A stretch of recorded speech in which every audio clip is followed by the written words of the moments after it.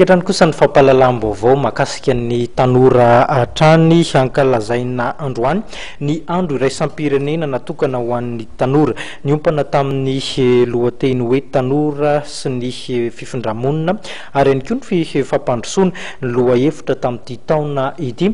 Fitim-baovao hoe raha antsika mirotsy rakoton'indray ny tsara Mamra Samuel.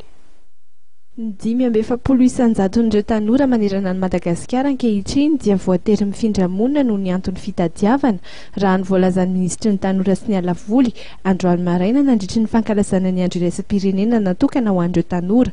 Raha ny eto amintsika manokana dia tsy mbola misy hoy ny ministra ny politika natokana indrindra ho an'ny fifindra-monina eo amin'ny tanora. Rehefa misy anefa ny fifindra-monina toy izany dia tsara vinavinaina avokoa ny zavatra izay ho tanterahan'ireo tanora amin'izay toerana alehany. Hatramin'izao aloha dia tsy dia mbola misy politika mazava tsara na ny convention Nations Unies sur les travailleurs migrants dia mbola eo amin'ny congrès Petezanita miandry ny ratification. Ka miandry an'io zany antsika vao afaka mandrafitra tsara ny politika fifindra-monina. Nefa ny anazanona zany misy ny politika firenena momba ny asa, misy koa ny politika firenena ho an'ny tanora. Ireo anankiroa ireo no ezana zany mba tsy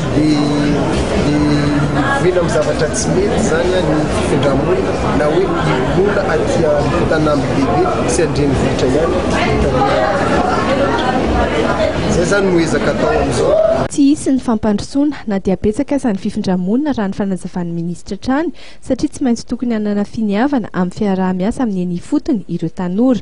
Nentina nanamariana ny hetsika androany moa ny trano eva izay nambara tian'ireo fikambanana tanora isan-karazany ny traikefa isan-karazany izay ananan'izy ireo, isan'izany ohatra ireo mpandalina ny dia, ao ihany koa ireo mpanao fanatanjahantena. Izany dia natao indrindra hanairana ireo tanora mba hanana fialam-boly sahaza ka tsy hosidokan'ny fitarihana amin'ny zava-dratsy isan-karazany.